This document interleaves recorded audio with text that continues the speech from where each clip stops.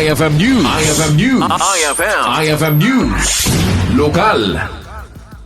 Inpakaamo ni Honorable Cheryl Tabangay, Indigenous Peoples Mandatory Representative wenno IPMR dito'y probinsya nga ti Pagsapulan ti Kangrunaan na problema ti IP community.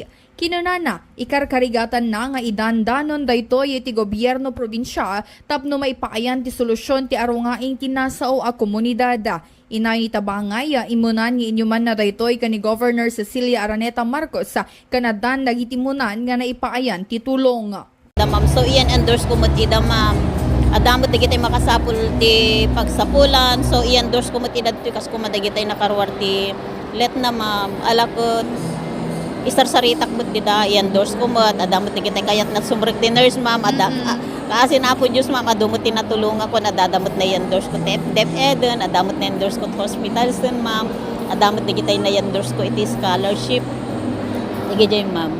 Kabayatan na malaksi iti Pagsapulan na problema pay iti beneg ti salon ata ngam dagitoy kat ininot a maidasdasara iti opisina ti gobernadora. Inpanamnawa ni Tabangay nga isuna iti agbali na rangtay tapno saan na mailaksid ti IP community karay ti programa nga idijaya ti gobyerno probinsyal.